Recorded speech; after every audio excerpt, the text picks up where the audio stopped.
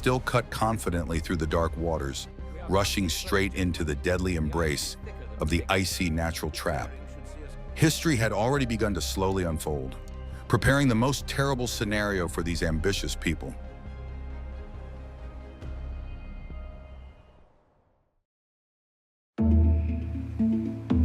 Entering the narrow Lancaster Sound, the lead ships were met with thick fog and sharp gusts of wind. The ice fields became wider and thicker, forcing the captains to constantly maneuver in search of open water. The incessant grinding of ice against the wooden sides became a constant, oppressive background noise to this tense voyage. The weary sailors had to work with long poles, pushing dangerous chunks of ice away from the vulnerable propellers of the steam engines. Belcher stood on the bridge of the flagship, extremely cold and calculating, as he gave new orders to the frozen signalman. The expedition moved forward slowly and stubbornly, despite the ever-increasing resistance of the environment. Deafening loneliness became a constant companion to Kellett's crew, enveloping the freezing ship in a thick, invisible veil. The horizon was completely empty, merging with the overhanging sky into one endless and impenetrable gray wall. The exhausted sailors increasingly scanned the distance, hoping to see the tall masts of a friendly ship, but saw only ice. At first, it seemed like an annoying delay, a common obstacle that would soon disappear without a trace. None of them yet fully understood the scale of the silent and deadly onslaught of winter unfolding around them. They stubbornly continued forward, because to stop would mean admitting defeat to the elements. With each passing day, the temperature dropped by several degrees, quickly turning the surrounding water into thick, icy slush. This heavy mass slowed their progress considerably, forcing the steam engines to work at the limits of their technological capabilities. When the long storm finally subsided, a completely new and frightening picture of the icy reality appeared before the exhausted crew. There was no open water left at all. The ocean had been transformed forever into an endless white field of high ice ridges. The ship stood completely motionless, firmly trapped on both sides by giant, dead masses of old ice. Kellett looked overboard and realized with horror that the propellers of the steam engine would no longer be able to turn. There was no longer any way back to safety. The white trap had slammed shut with a chilling, dead silence. From that turning point on, relentless time became their main and most ruthless Arctic enemy.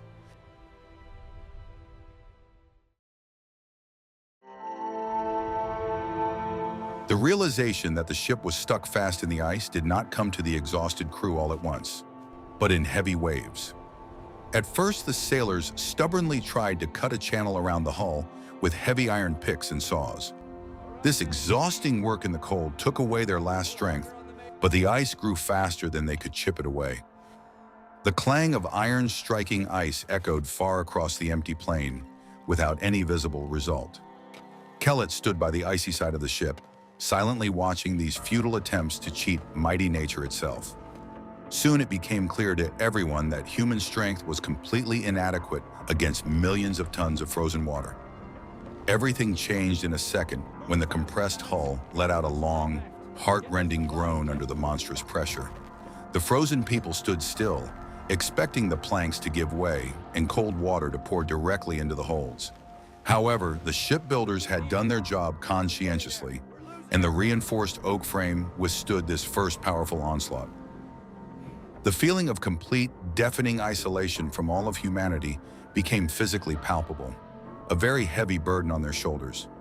No one in the world heard their cries, and no one knew the exact coordinates of their icy white grave. The familiar world continued to live its life, but for these forgotten sailors, time had completely stopped. The last pale ray of sunlight slid over the tops of the frozen masts and finally disappeared behind the dark horizon. A long, merciless polar night descended, covering the icebound ships in thick, impenetrable darkness. It was on this terrible day that the real countdown to their grueling test of strength of spirit and body began. The air temperature dropped sharply, and the ice around the ships cracked with a completely new threatening force. It was at that very moment that all timid hopes for a quick rescue collapsed completely. The scientific expedition ended ingloriously, giving way entirely to a harsh and merciless struggle for physical survival.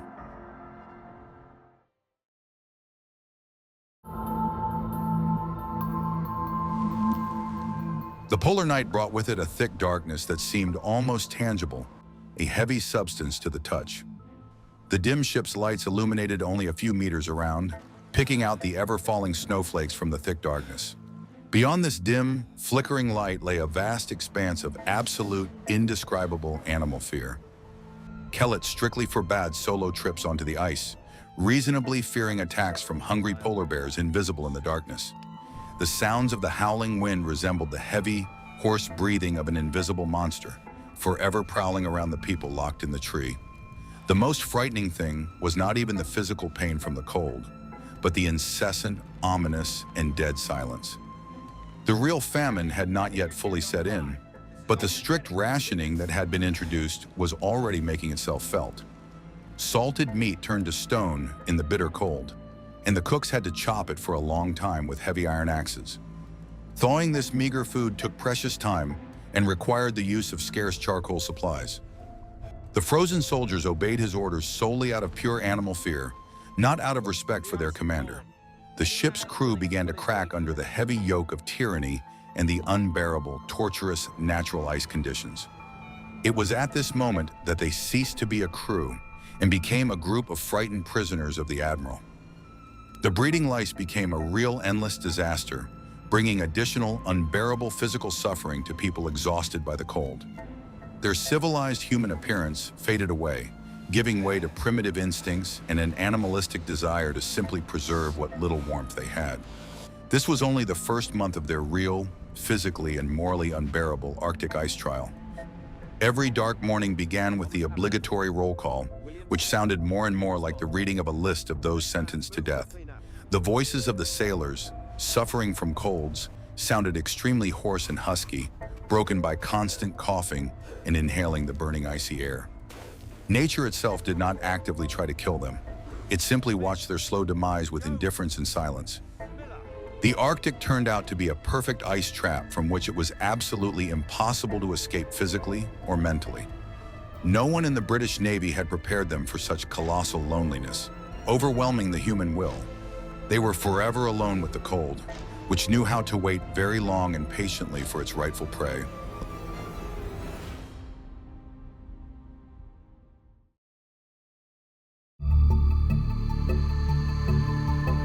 The middle of the long winter hit the locked ships with unprecedented severe frosts, freezing even the mercury in the thermometers. Sensation almost completely disappeared. Frost-bitten fingers lost their sensitivity forever, turning into clumsy, unresponsive wooden stumps. Performing the simplest daily tasks with rigging became a painful ordeal, accompanied by pale skin scraped raw. The icy metal instantly burned his bare hands, leaving deep, weeping wounds that did not heal for weeks due to scurvy. Kellett watched with pain as his strong young sailors turned into frail, limping, pale shadows of their former selves. Each slow step they took across the frozen deck became heavier and more unbearably painful than the last. The problem of clean, fresh water shortage became critical, as the snow around the ship was deeply saturated with sea salt. The sailors had to send special groups far beyond the ice ridges in search of old, fresh, multi-year blue ice. These were extremely exhausting and dangerous expeditions, threatening frostbite of the lungs and loss of orientation in the thick fog. The men always walked tightly tied together with a single rope so as not to get lost in the white, blinding mist that stung their inflamed eyes. The diaries of the dead sailors, found later by searchers, were filled with gruesome accounts of unbearable cold and a feeling of complete abandonment. With trembling hands, they described their deathbed hallucinations, in which they saw green English meadows and tables set for dinner. These vivid, warm visions drove them mad, contrasting sharply with the cruel, deadly, and empty whiteness around them. The question had long since ceased to be whether all the participants in this large-scale and very expensive expedition would survive. The question facing Kellett was extremely clear and cruel. Which of them would be the last to remain on this cursed ship? They had long since stopped counting the days. Instead, they counted the remaining pieces of coal and crumbs of biscuits with horror. Kellett often stood on the dark deck, staring for a long time into the endless polar night, finding no answers in it. Distant stars shone with a cold, utterly indifferent light, as if mocking the insignificance of human efforts to survive here. He was not afraid of his own death at all. He was afraid of not getting the people who had trusted him out of this trap. From that moment on, he was no longer an ambitious explorer, searching for his missing colleagues in the ice for the glory of the crown. He became a survivor, the stern leader of desperate people fighting every second for each next pitiful and painful breath. The whole world continued to live its busy life, but for him and his people, time had completely and irrevocably stopped. Survival depends on discipline and rationing.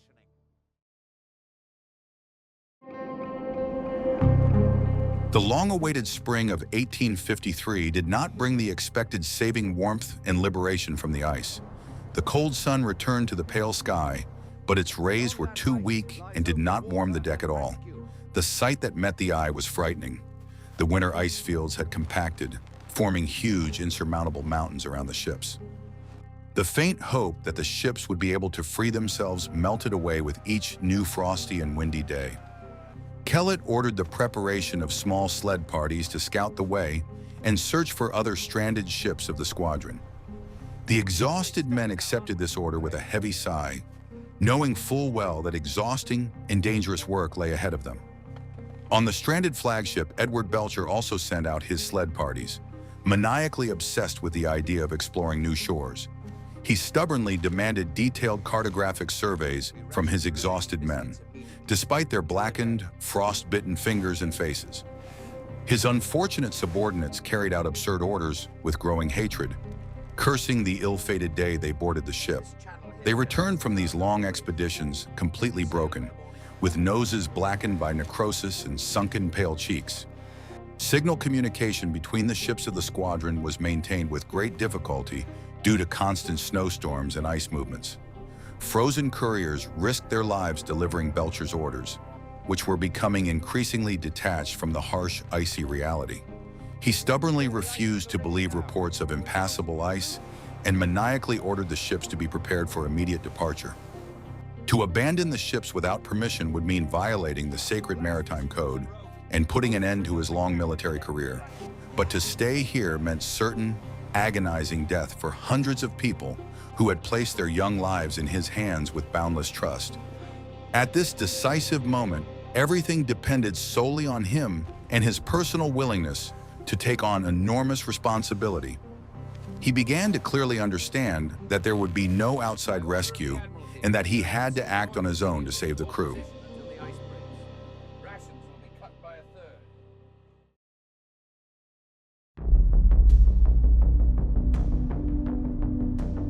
The second long polar winter descended on the squadron with double the fury of the cold storm winds, which were absolutely merciless. The ships, deprived of part of their internal warm plating, froze through in a matter of hours after the small cabin stoves went out. Food supplies reached a critical level, and rations were cut to the minimum necessary for an emaciated adult. The people had finally turned into walking skeletons, covered with yellowish skin with huge dark spots of progressive scurvy. Kellett looked at his crew with pain and saw in their sunken eyes an absolute resigned emptiness. With each passing day, their faint hope grew thinner, ready to be blown away forever by the next strong gust of wind.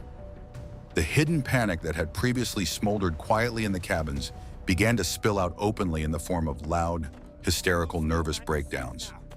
Some desperate sailors refused to get out of their bunks, silently and submissively awaiting death in the darkness of the cold cabins. Others, on the contrary, suddenly fell into violent delirium, screaming and demanding that the sails be set immediately and the ship sail home.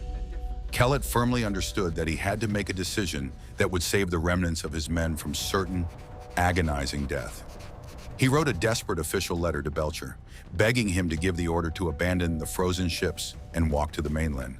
Sending a lone courier in such weather was a huge risk, but they had no other reasonable option.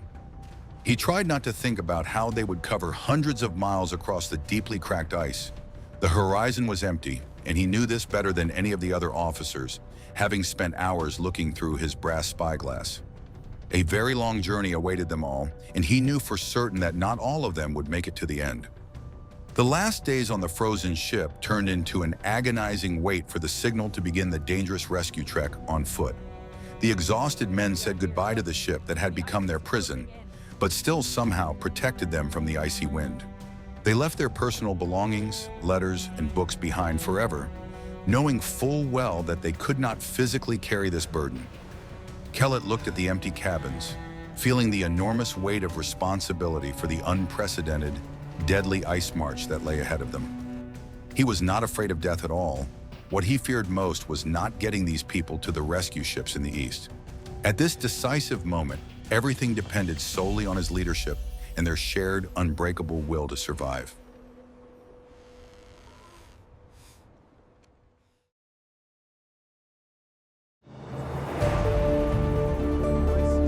The situation changed completely unexpectedly when Edward Belcher himself arrived at Kellett's ship in the spring on a sled. He looked very emaciated, but his eyes still burned with the fanatical fire of a commander who brooked no opposition. He quickly examined the sick sailors and the frozen interior of the ship without uttering a single word of sympathy. Kellett tensely awaited a harsh reprimand for secretly preparing for evacuation, but Belcher remained frighteningly silent. The atmosphere in the cold wardroom was tense to the limit, with the officers awaiting a decision on which their lives directly depended. None of them yet understood that the broken admiral had already made the most difficult decision of his career. The next morning, Belcher gathered all the officers and read out his new, shocking order in a dry, impassive tone. The entire squadron was to be abandoned immediately, all 4 ships were to remain in the ice, and the crews were to walk to the mainland. This brief statement came as a bolt from the blue, even though everyone had been secretly expecting it. Leaving 4 warships behind at once was an absolutely unprecedented event in the history of the proud British fleet. Kellett felt enormous inner relief mixed with bitterness at the complete failure of their entire large-scale Arctic expedition. The order was given, and there was no longer any way back for any of the officers present. At first, the rested column moved relatively quickly, spurred on by adrenaline and new hope for a speedy rescue at Beechy Island. There, rescue ships were supposed to be waiting for them with food and warm, dry cabins for a long-awaited rest. But the ice was absolutely merciless, cut by deep cracks and high ridges, through which the sleds had to be constantly dragged. The most frightening thing on the journey was not the pain in their muscles, but the silence that fell when someone stopped breathing forever. They no longer buried their dead, simply leaving the frozen bodies on the ice as eerie landmarks along their route. The question was extremely harsh. Which of them would be the last to remain on this god-forsaken white Arctic plain? They were now separated not only by the icy wasteland, but also by a deep chasm of mutual misunderstanding and hidden resentment. From that day on, the expedition finally turned into a scattered crowd of desperate mortals, pathetic people fighting for their lives. History had already begun to unfold toward its tragic finale, leaving behind a terrible bloody trail in the snow.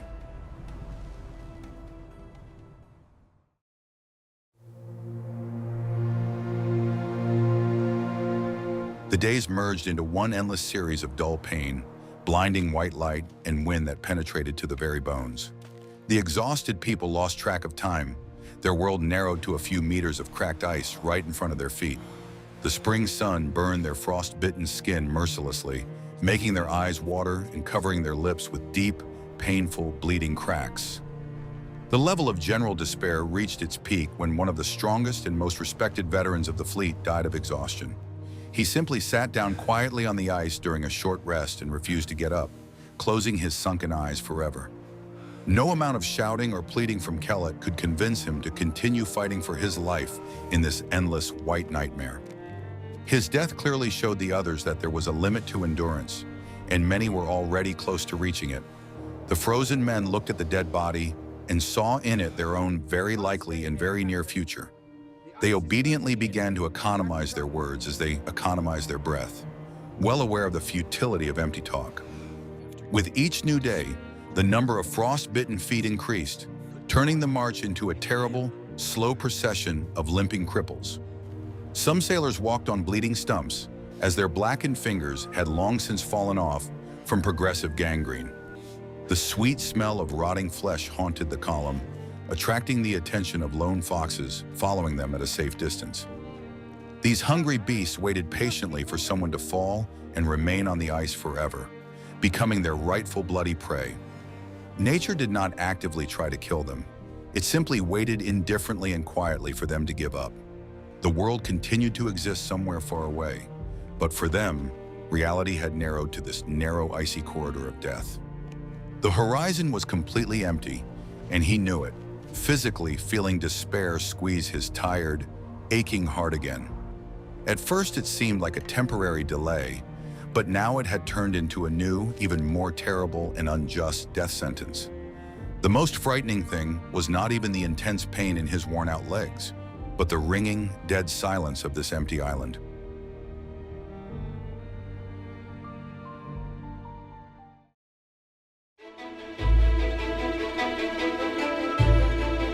They spent several agonizing, anxious days on Beachy Island, regaining their strength with the remains of canned provisions found in the warehouses. The exhausted people slept directly on the cold ground, covered with torn sails, enjoying only the absence of movement under their feet in ice.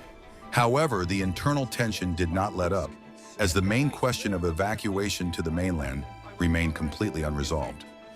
Belcher stubbornly continued to behave as the undisputed commander, although his authority among the sailors had been completely and irrevocably destroyed. Kellett deliberately tried to stay out of it, treating the sick and keeping strict accounts of the meager supplies of old meat that had been found. The situation deteriorated rapidly with each new day of waiting, threatening to escalate into an open bloody revolt by desperate, armed men. Upon arrival in rainy London, the expedition members were greeted not as heroic pioneers, but as defendants in a military tribunal. The public was extremely outraged that fully serviceable ships had been left in the ice and demanded severe punishment for the commanders responsible. The court hearings lasted several tense weeks, during which every order and every action of the admiral was examined in detail. Kellett was the main witness, giving dry, honest testimony about the appalling physical condition of the sailors before the ice crossing on foot. His words sounded like an indictment of the incompetence of the High Command, which had completely failed to prepare the men for such harsh Arctic conditions. Captain Kellett was completely exonerated and even received official praise for saving the lives of his subordinates during the voyage. But he felt no joy, realizing the terrible price that had been paid for this so-called successful ice rescue. Many of his young sailors were left crippled for life, having lost limbs due to severe Arctic frostbite in the ice. Others went mad or died shortly after their long-awaited return from the effects of severe exhaustion and advanced scurvy. This was a real blow to the reputation of the British Admiralty, clearly proving the hastiness of the order to abandon the battle squadron en masse. The Americans repaired the ship and ceremoniously returned it to Queen Victoria as a sign of friendship between the two great maritime nations. For Kellett, it was a silent rebuke from nature itself, showing the futility of human logical calculations in the face of the forces of nature.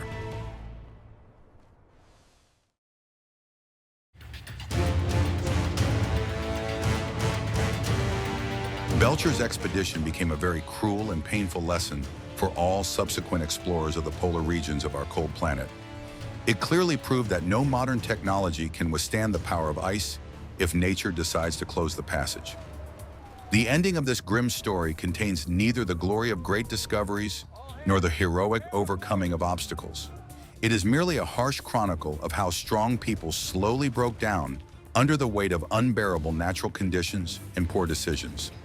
Edward Belcher did indeed save hundreds of lives, but he went down in history as the captain who abandoned his fleet in the ice. Henry Kellett honorably carried out his orders, but he lost his peace of mind forever, remembering the dead faces of his abandoned sailors. The dark ocean and thick ice remained where they were, indifferently guarding their cold, unfathomable, deep secrets. The Arctic did not kill them quickly. It simply waited patiently, taking its toll with constant fear and unbearable pain.